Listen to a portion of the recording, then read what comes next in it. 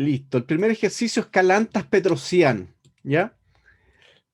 Lo que les voy a pedir acá es que presten mucha atención y que vean bien las posiciones, ¿ah? Vamos a comenzar acá. Generalmente en el libro Muerte al Rey 1, solamente está en la posición, ¿ya? Yo les recomiendo siempre que se acerquen al tema de la apertura igual. ¿Por qué? Porque nos da una oportunidad el día de mañana de poder familiarizarnos con los temas, ¿ya? No significa que yo vaya a jugar una apertura específica. Ahora, yo no tengo por qué negarme la posibilidad en el futuro de poder jugar cualquier cosa, ¿ya? Lo que sí me interesa mucho es que tiene que ver con el tema de las cadenas de peones. Y apertura significa en el fondo manejar cadenas de peones, ¿ya? Apertura no significa aprenderse 10, 15 movimientos de memoria. Apertura es mucho más complejo, ¿ah? Y eso para que ustedes lo tengan muy, pero muy claro. Para saber apertura, mientras tu nivel es más alto, más tiempo le tienes que dedicar a la apertura. Por eso si un niño tiene 1500 de Elo, 1000 de Elo, uno lo que realmente hace es enseñarle estrategias, finales, conceptos generales, para que vaya tomando una base. Pero tomar un niño de 1000 de Elo o 1500 y empezar a enseñarle la siciliana, un ejemplo, lamentablemente es una pequeña contradicción, porque no va a aprender realmente, como te digo, por las capacidades que tiene en ese momento de conocimientos generales del ajedrez, ¿ya? Y sobre todo que hay aperturas que son un poquito más complejas que otras. Eso hay que tenerlo claro, ¿ya? Déjame revisar acá, así que no hay ninguna persona. Ya, listo. Entonces, vamos entonces. Blanca Stacalanta, Negra Petrosiana. Esto se jugó en el campeonato de Armenia en 1946. ¿Ya? El blanco partió con D4. Lo que nos interesa es familiarizarnos con el tema. Fíjate, este es 5. Este final que se deriva del peón por peón y dama por dama, las negras no le ofrece grandes problemas, por eso lo juegan, ¿ya? Yo quiero que vean esto. G3, ¿ya? Alfil G2 y acá. Déjame revisarlo acá, ¿ya? Enroque, caballo G2. Ya, lo que sí no estoy al tanto si alguna persona quiere ingresar. Me imagino que esto me va a preguntar en algún momento, ¿cierto? Ya. Vamos entonces. Observen la posición. Entonces, negra está Petrosian. Ahora, aquí hay factores súper importantes que hay que entender en el tema del ajedrez para poder progresar. Primero, determinante, el tema de las debilidades, ¿ya? La pregunta con respecto a cuándo hay una debilidad. Una debilidad es aquella que puede ser explotada, ¿ya? Una debilidad es aquella, en el fondo, que puede ser usada en un momento determinado de una partida. Entonces, lo primero que hay que entender es que las debilidades no son aquellas casillas que se ven mal, que se ven feas. No, no es un tema estético, es un tema totalmente práctico. Si una debilidad no puede ser atacada, esa debilidad no existe como tal, a nivel práctico, ¿ya? Entonces, no se trata que una posición uno tenga una debilidad. Ahora, yo tengo una debilidad y tú le puedes pegar, tú le puedes sacar provecho, profitar, obviamente que esa debilidad se va a acentuar. Pero en primera instancia es súper importante que tengan ese concepto. Si la debilidad no puede ser explotada, no, simplemente no es debilidad, ¿ya? Ahora, piensen en las debilidades exactamente lo mismo que el famoso box, ¿ya? Que donde ¿cierto? Un boxeador le pega a otro y le saca una gota de sangre en un ojo, y obviamente de ahí para adelante toda la estrategia gira en torno a pegarle al mismo ojo. Eso, que personalmente encuentro que es un deporte brutal, que no tiene ningún sentido, pero hay gente que le gusta bien. Pero en estricto rigor, esa concepción más o menos es la que tenemos que tener de una debilidad. La gracia del boxeador al darse cuenta que él tiene un ojo que le acaba de salpicar o tiene una debilidad, es obviamente golpear en la debilidad, ¿ya? Eso se lo llevamos al ajedrez, es súper similar en muchos aspectos, pero obviamente que tiene un mucho más amplio, porque hay la cantidad, en el fondo, de características que posee el ajedrez es mucho más difícil. Ahora, observen esta posición, ¿ya? Aquí hay dos conceptos que hay que manejar y que tienen que ver con estrategia. No olvide que toda la clase hoy día tiene que ver con estrategia. Primer concepto, concepto de estática, ¿ya? Estática, como el nombre lo indica, ¿cierto? Tiene que ver con respecto a estos cuerpos en reposo. Estos generalmente son conceptos que se explican en física, porque yo sé que más de ahí algún chico estudió ingeniería y generalmente te lo pasan en física 1, ¿cierto? Empieza con estática, dinámica, cinemática y todo eso. Pero la concepción que nos interesa a nosotros tiene que ver eso. Estática, ¿cierto? ¿Ya? No hay movimiento, los cuerpos están en reposo. Y dinámica, al contrario, la antípoda sería en todo caso un movimiento. Ahora, eso en el ajedrez se viene reflejando, como te digo, desde el inicio del siglo XX, ¿ya? Desde una escuela, ya de escuelas clásicas, ¿ya? Eso es importante destacarlo, solamente aunque sea por cultura general. Tenemos en este momento, desde que partió ¿ya? El ajedrez como tal, que eso es prácticamente a mediados, ¿cierto?, el siglo XV, ¿cierto?, del ajedrez que conocemos, la época de Ruy López, ¿cierto? Pero posteriormente nos pegamos un salto ya a la época de lo que tiene que ver con Filior, en el siglo XVIII. Ya el ajedrez como tal, como la primera escuela, estamos hablando ya del siglo XIX, ¿cierto? A mediados del siglo XIX estamos hablando de la escuela italiana. La escuela italiana es la primera escuela que existe, de ahí vienen todos los nombres, de ahí viene la Jacopiano, la Ponziani, todo eso significa de la escuela italiana. Y esa escuela obviamente está relacionada con la época que le tocó vivir, que eso es el romanticismo, ¿ya? La siempre viva, la inmortal, todas esas partidas apuntan a una época, un contexto histórico que les tocó vivir, que es el romanticismo. Ahora, posterior a la escuela, ¿cierto? La escuela italiana, viene la escuela clásica o moderna. Y ahí tenemos la representante a lo que es Steinitz, que es el primer campeón del mundo, ¿cierto? Con su discípulo, el gran Tarrach, ¿ya? Esos son esa escuela. ¿Por qué es tan importante conocer estos pequeños detalles? Porque cada escuela representa una forma de jugar. La escuela italiana, ¿qué es lo que querían hacer? Como el contexto de la época era dar jaque mate, jugar gambito, sacrificar la dama, y es posible, en lo posible había detrás una concepción muy estética, que tiene que ver con la belleza y muchas cosas que, como le digo, del romanticismo. En la escuela clásica ya no, porque en la escuela clásica se empiezan a cimentar los primeros conceptos de lo que es un ajedrez ya un poquito más científico, ¿ya? Por ende, un ejemplo, cómo jugar parejas de alfil contra alfil y caballo es un concepto clásico de partidas de Steinitz, de una partida famosa de 1874 y una segunda partida famosa de 1884. Cómo jugar la pareja de alfiles contra alfil y caballo propuso las bases Steinitz en el siglo XIX. Esas bases hasta el día de hoy se utilizan, exactamente lo mismo. No pierden vigencia.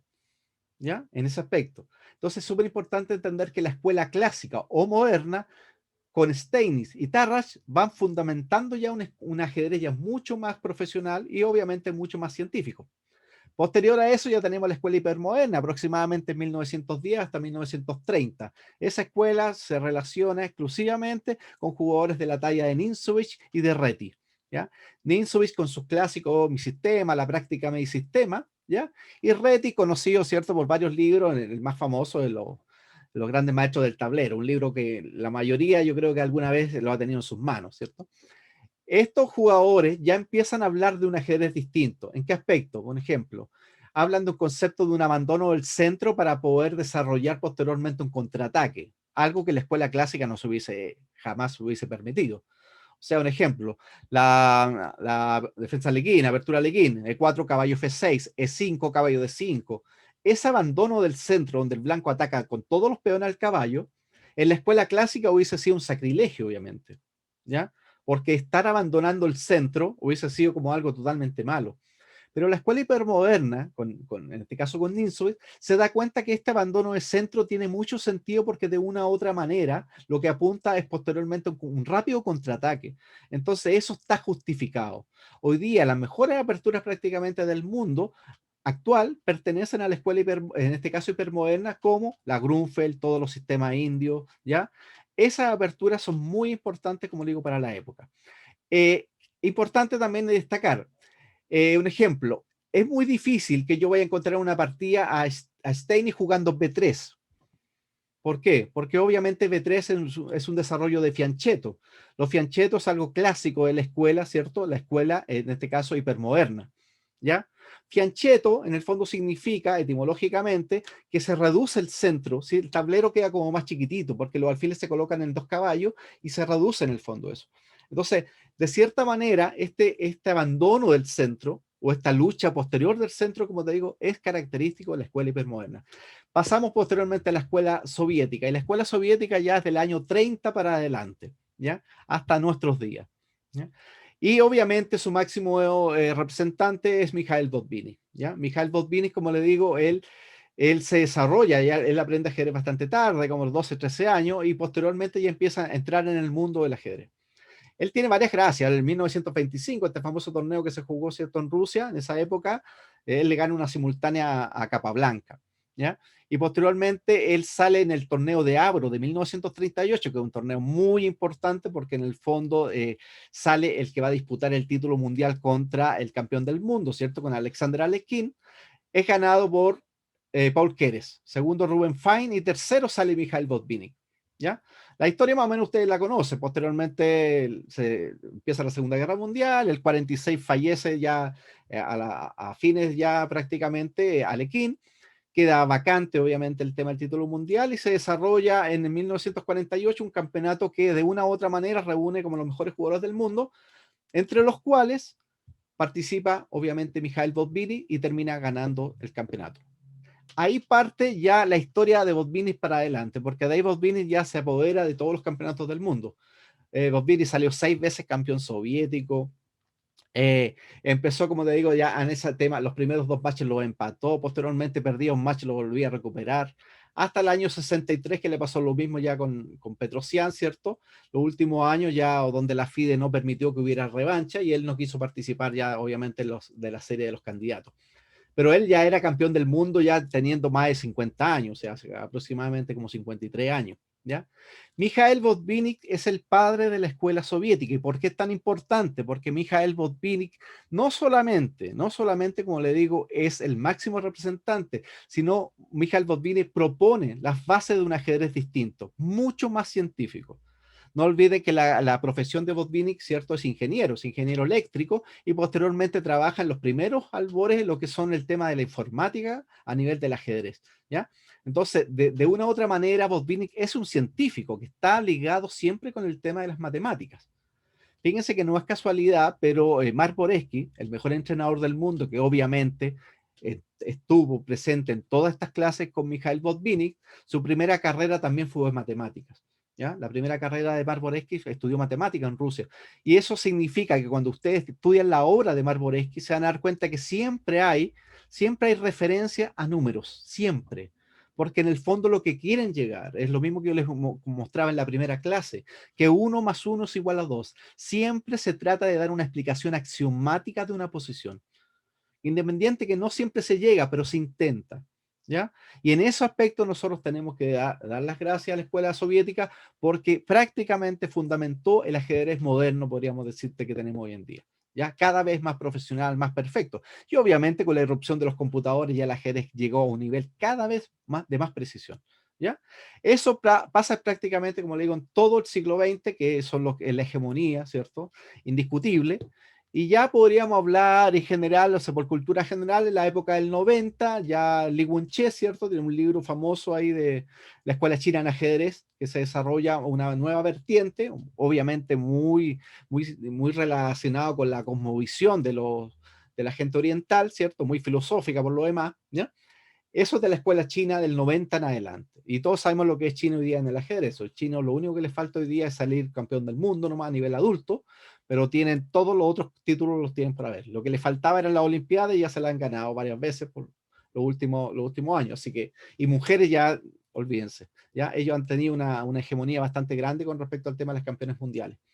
Así que ese es más o menos una pequeña introducción con la escuela soviética. Entonces, ¿por qué se habla tanto de la escuela soviética? Porque esta escuela soviética va fundamentando todas estas cosas. De cierta manera, como le digo, va tomando un liderazgo y todo tiene que ver con un tema también político. Obviamente hay un tema en la Guerra Fría, el comunismo hace suyo, obviamente, el ajedrez y a todos los países del este que siguieron la línea comunista, en este caso como Yugoslavia, obviamente toda esta empresa Sikorsky Informator que se desarrolla en el año 66, lo que era antiguamente la Yugoslavia, terminan siendo como los grandes como sucesores en toda esta escuela soviética. De ahí vienen jugadores emblemáticos como Gligoric, Matanovic, Triunfonovic, todos estos grandes jugadores, sobre todo Gligoric, que es un gran teórico, ¿ya? La enciclopedia hasta el día de hoy viene de ahí, ¿ya? Entonces, realmente el tema geopolítico es súper importante en el ajedrez, está relacionado y no es casualidad que el match del siglo de Fischer, ¿cierto?, con Spassky haya marcado un antes y un después, no solamente en la historia del ajedrez, porque eso obviamente fue un impacto mundial, ¿ah? Total. O sea, si ahora, no sé, si Gambito de Dama en Netflix ahora fue llamativo y a la gente le gustó, eso no es nada en comparación a lo que pasó realmente con Fischer y Spassky en el 72, donde prácticamente el mundo casi por completo, estaba pendiente directa o indirectamente de lo que iba a pasar. Tanto por el tema deportivo, porque le gustara el ajedrez, o por el tema político, que obviamente era un gran referente. Así que les comento eso. Para nosotros, obviamente, el ajedrecista más importante después de esta misma escuela siempre es Marc Boreski. Marc Boreski en el año 75 se titula de maestro internacional. Fue el mejor año que él tuvo a nivel, pero después de eso se dedica a lo que es la enseñanza, ¿ya? Se dedica totalmente a la enseñanza. Y dentro de los alumnos de Boreski podemos citar a muchos, pero muchos, ¿ya? Sakinsev, Dreyev, pero ha colaborado con Kasparov, con Bologan, con Chirov, con Topalov, con casi los mejores del mundo, ¿ah? Inclusive, y también se los puedo comentar porque estuve presente cuando Iván Morovich también estuvo trabajando un tiempo con Marc Boreski y generalmente lo que hacía Marc Boreski es hacer especie como sesiones de entrenamiento. Entonces, tú viajabas a Rusia, te hacía clase por 1 o 2 semanas, dependiendo de tu disponibilidad, pero esas clases eran integrales. O sea, las clases de Boreski incluían hasta natación, para que ustedes tengan una idea. Ahora, obviamente no era Boreski que hacía natación, pero sí había un programa de entrenamiento bastante arduo. Boreski de cierta manera juega a ser una especie como una especie de Freud en la psicología, es como un psicoanalista. Toma al jugador, le detecta las debilidades y obviamente empieza a trabajar. Hace una especie de foda con el mundo del ajedrez, pero obviamente apuntando a todas las capacidades que tiene en este caso el jugador. Entonces, Boreski realmente es impresionante. Y si alguien no ha leído Boreski, lamentablemente se los comento, los libros de él son bastante elevados, ¿ah? Al nivel de él. Entonces, ¿cuál es el problemita que hay? Que obviamente, si un jugador de 1500 quiere leer entrenamiento de elite, algo va a entender, obvio que algo va a entender, pero no le va a sacar el provecho, porque esos libros están pensados para jugadores ya de una fuerza sobre 2300 quizá, o 2200, no sé, pero jugadores que ya tengan un conocimiento más o menos general del ajedrez, ¿ya? Ahora, sigamos entonces con esto, por Calantas con Petrosian, ¿ya? Esto Armenia al 46, entonces, observen la posición.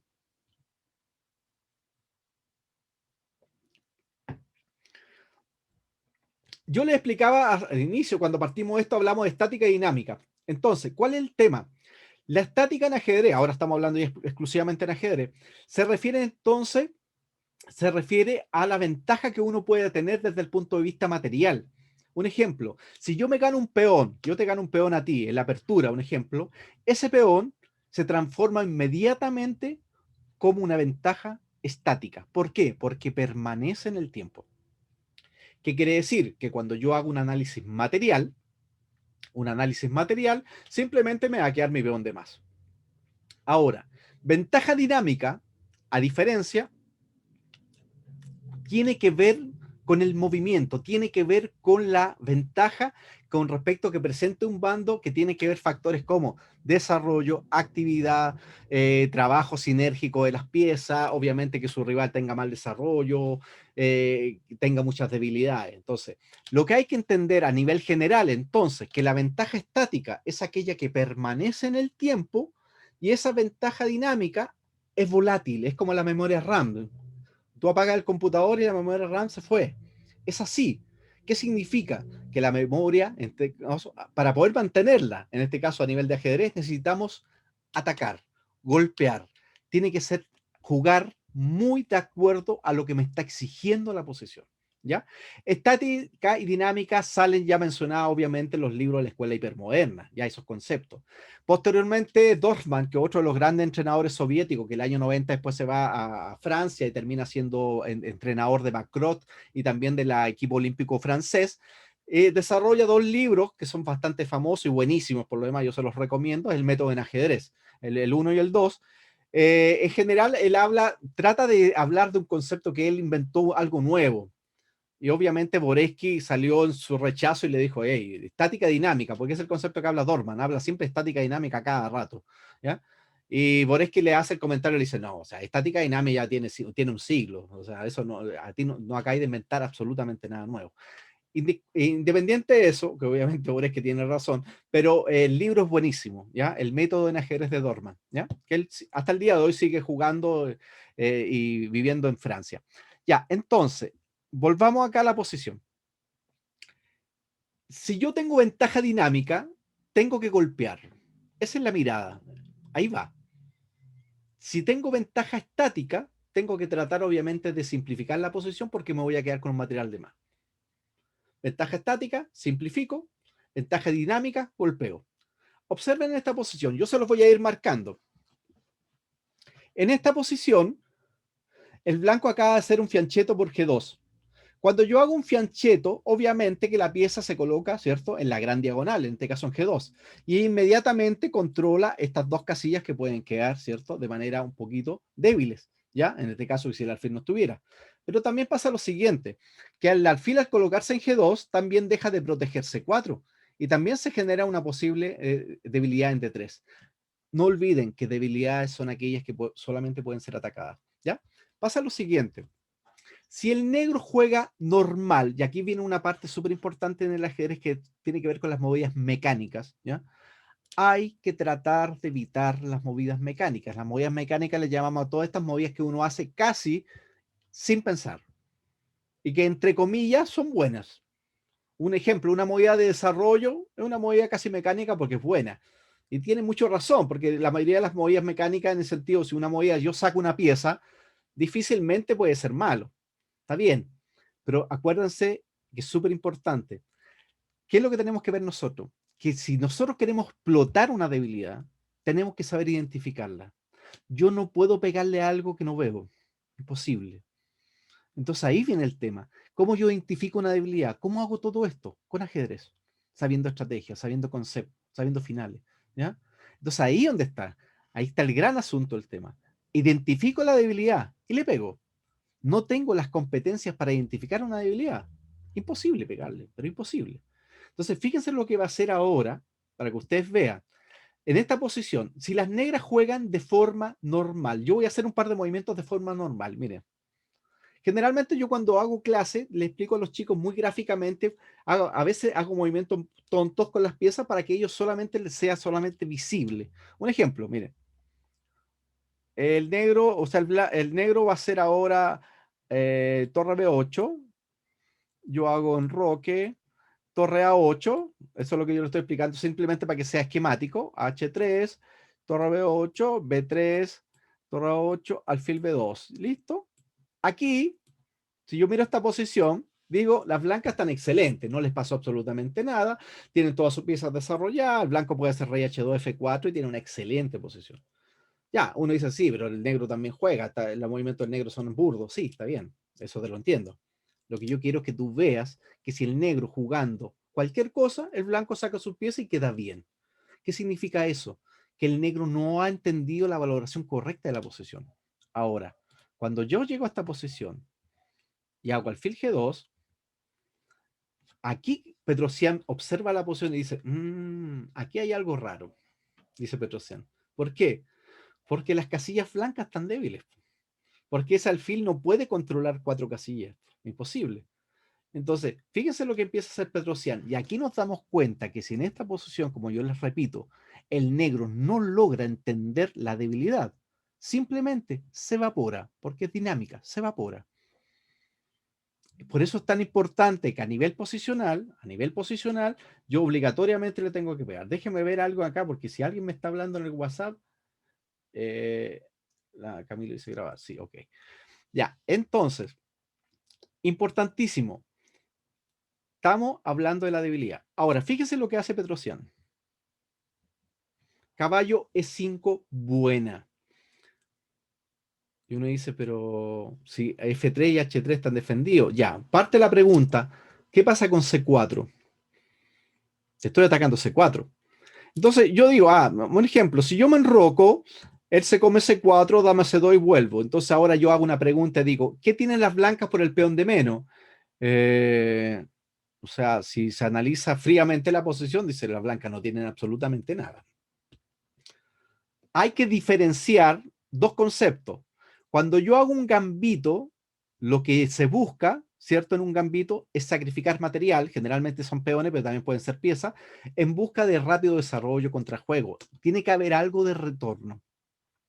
Si yo hago un gambito y no tengo nada de retorno, es que perdí el material. O sea, entonces hay que saber diferenciar eso. Hay gente que dice, no, yo sacrifiqué un peón y no, tuviste algo, entonces no fue sacrificio, se te cayó un peón. Hay dos diferencias bastante grandes. ¿Ya? En este caso puntual, las negras se comen el peón de C4 y no les pasa absolutamente nada. Eso significa que las negras, ¿qué ventaja tienen ahora? Ventaja estática. ¿Por qué? Porque ese peón de más de las negras permanece en el tiempo. Así de simple, permanece en el tiempo. Cada vez que yo hago un análisis material de esta posición, voy a llegar a la conclusión que el negro tiene un peón de más. ¿Cuál es la estrategia de las negras ahora, de aquí para adelante? Cambiar todas las piezas y quedarse con el peón de más en el final. Así de simple. Entonces, la valorización material, que es el primer análisis que hacemos en el ajedrez, posteriormente el posicional, nos indica que en el fondo, que si tenemos ventaja material, ya sabemos cuál es el norte, cambiar las piezas. Y no olviden que todos los cambios te tienen que favorecer. En la partida hace B3, obviamente porque se le estaba cayendo el peón. Entonces aquí Petrosian sigue y dice, ok, táctica. ¿Táctica aislada? No, táctica producto de una estrategia correcta, como diría Fischer. ¿Ya? No puedo comer, obviamente, porque me dan caballo F3 y me comen la dama. ¿Ya? Y ahí nos damos cuenta que las casillas blancas tienen problemas. Entonces, fíjense que todo hasta aquí, las blancas no se le ha caído nada. Ustedes lo pueden ver y pueden pensar, sí, pero yo no estoy perdiendo nada, es verdad. Pero es tan claro el concepto de Petrosian de identificar una debilidad que posteriormente se va a ir visualizando de a poquito. Miren, un ejemplo, si hace rey F1, dama de 7, y obviamente el blanco ya perdió el enroque. ¿Ya? Ahora, ¿por qué es tan importante cuando un caballo negro está en E5? Lo ideal sería sacarlo rápidamente con F4. Pero eso es lo que quiere un poquito el negro, porque el negro quiere que te echen con F4 para posteriormente atacarte este otro peón, que va a ser debilidad. ¿Cómo? Saco el caballo C6, pongo la torre en E8 y estoy amenazando caballo por E4. ¿Por qué? Porque el alfil de G2 que defiende E4 se va a cambiar por el alfil de H3. Entonces, hay un trabajo sinérgico súper importante con respecto a las piezas negras, cómo están amenazando directamente a las blancas. Y acuérdense, no tenemos en este momento ningún material de más. Solamente hablamos de ventaja dinámica y de ventaja posicional para las negras. Un ejemplo, obviamente si F4, alfil por, si obviamente torre G1, caballo F3, pierde la dama inmediatamente. Entonces F4, alfil G2, peón por, alfil por y dama por. Y obviamente hay una pérdida de material de las blancas sin ningún tipo de compensación. Después de alfil H3, entonces enroque se enroca, ¿ya? Y ahora Petrosian, cuando se enrocó, le juega torre E8. ¿Por qué? Porque todavía no le puede comer el alfil de H3 porque le meten caballo F3. Ahora, el torre 8 está apuntando directamente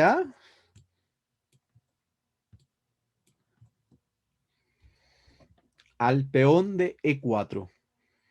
Ahora, el peón de E4, ¿es debilidad? Sí, es debilidad porque le puedo pegar.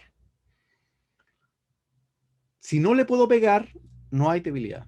Fíjense lo que pasa. El movimiento natural que yo quisiera aquí, el movimiento natural que yo quisiera hacer en esta posición sería siempre F4.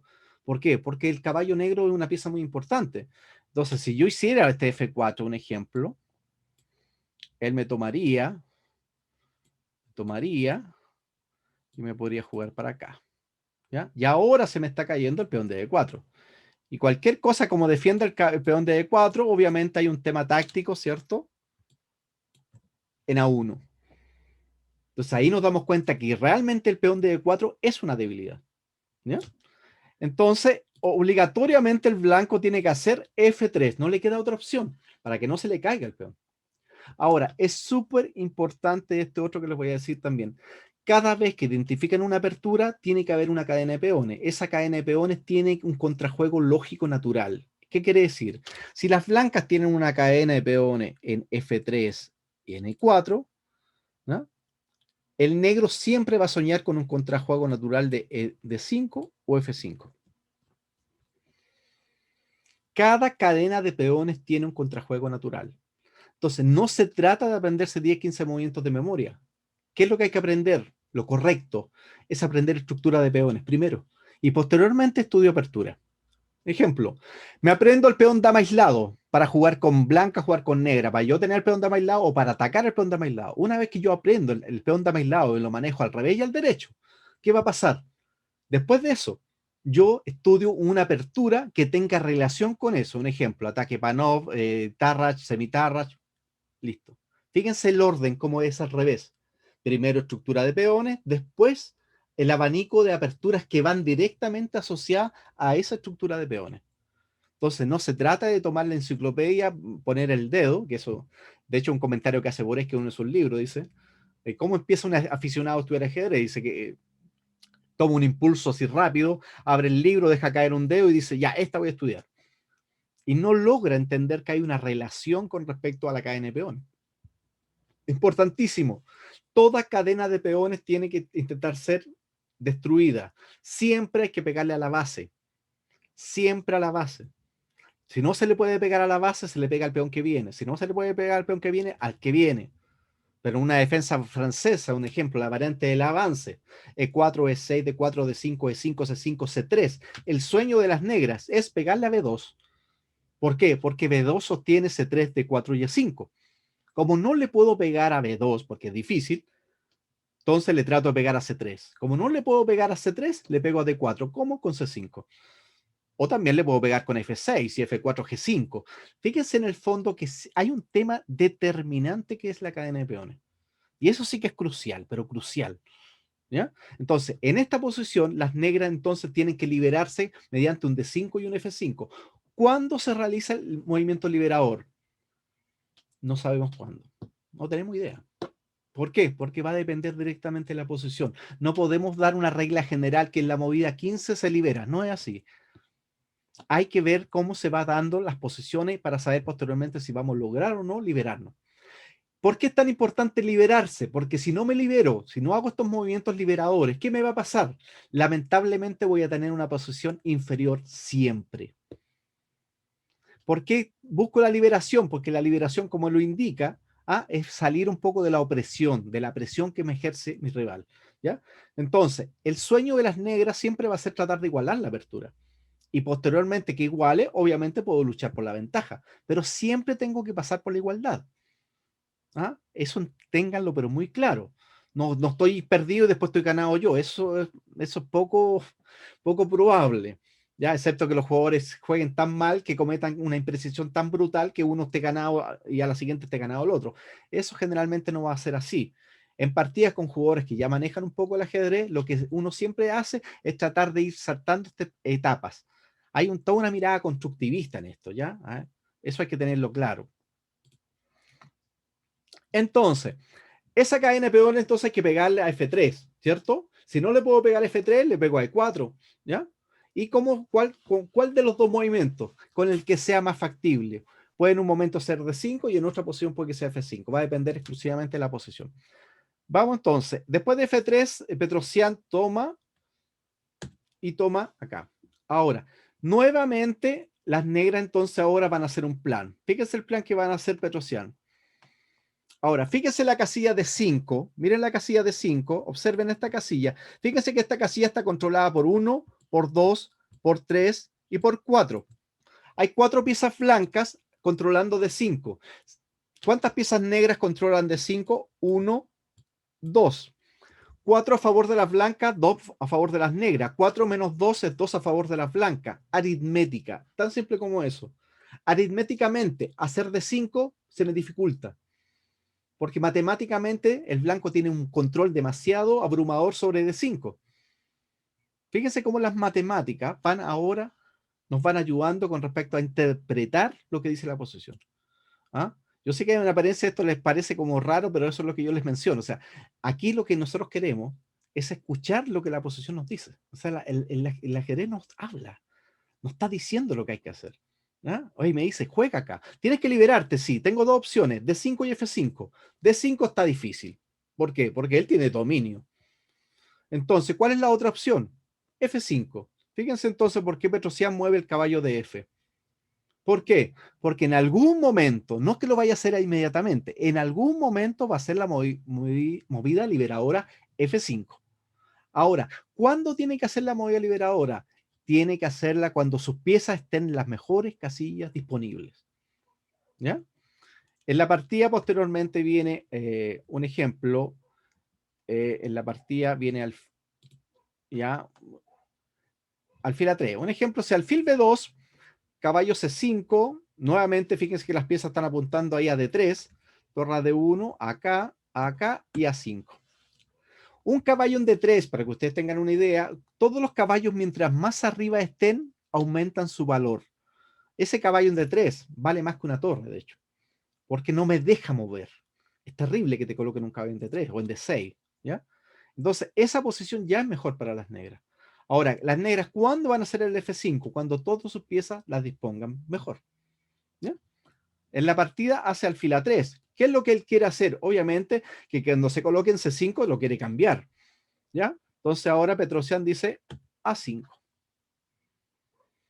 Entonces ahora hace torre a D1 y ahora, gracias a una estrategia correcta, viene un tema táctico. A4 buena.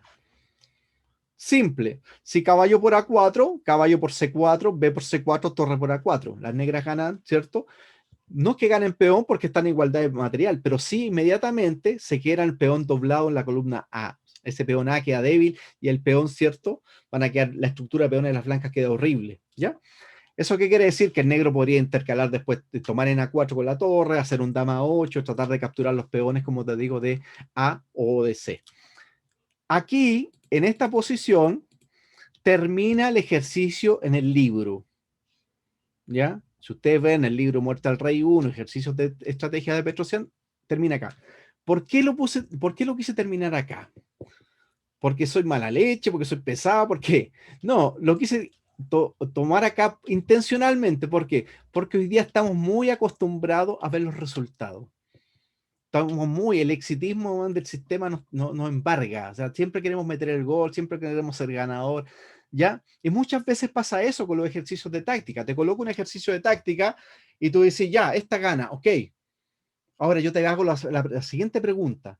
Yo te coloco esa misma posición 10 movimientos antes y te digo, construye el camino para hacer el ejercicio de táctica.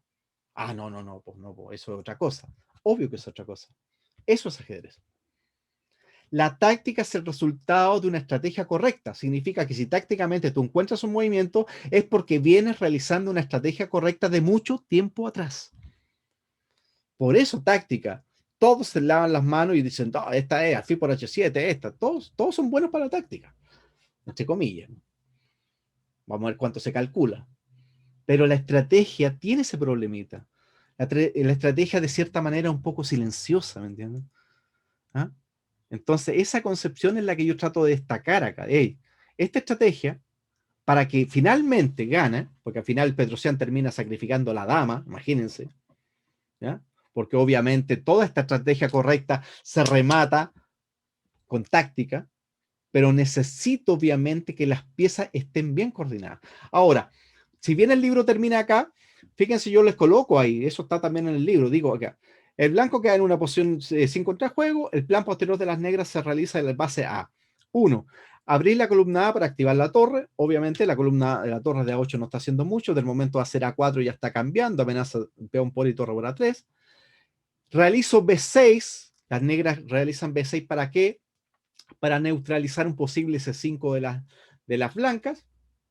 Otra cosa, la dama que está en D8, que no tiene una gran casilla en D8, se va a colocar en exactamente en C8, B7. ¿Por qué se coloca en B7? ¿Casualidad? Obviamente que no.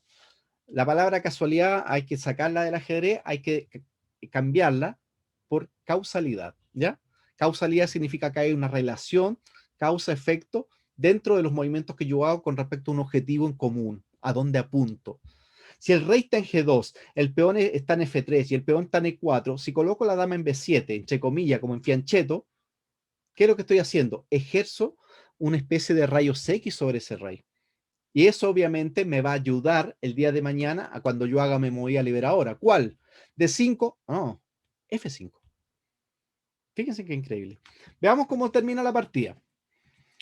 Ya vimos que acá, obviamente, caballo por A4, caballo por C4, ¿cierto? Y clara ventaja negra inmediatamente. Si pega un por torre por A4, y la posición, la estructura de peones de la blanca es pésima.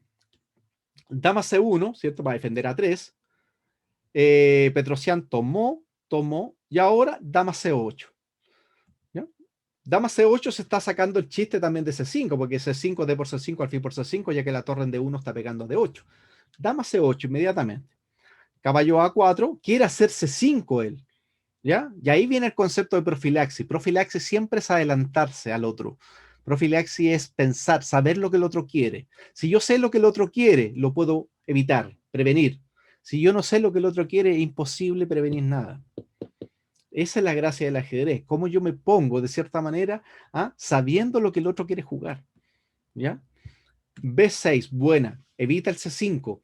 Y, importantísimo, deja la casilla, ¿cierto? B7 para la dama. Caballo C3. Finalmente la dama se coloca, ¿cierto? Haciendo rayos X sobre el rey. ¿Ya? Caballo B5. Y ahora que todas las piezas negras están activas, todas, ahora el contrajuego lógico natural para poder destruir la base de la cadena de peones. Buena. Como D5 no podíamos, F5. E por F5. Y ahora, después de una estrategia correcta, emana la táctica. Buena.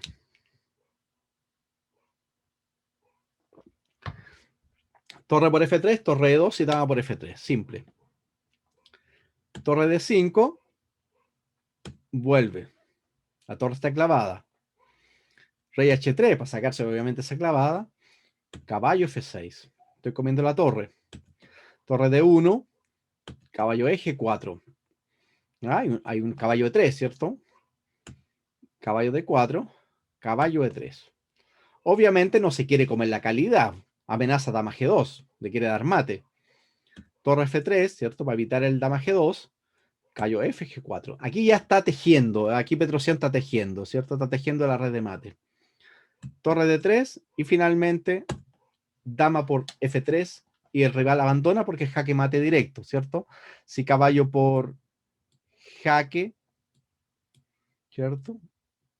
Tenemos directamente jaque y jaque mate. Ahora, ese jaque mate, que se ve bellísimo, que la partida no terminó así porque la abandonaba antes, empieza ¿dónde? Acá.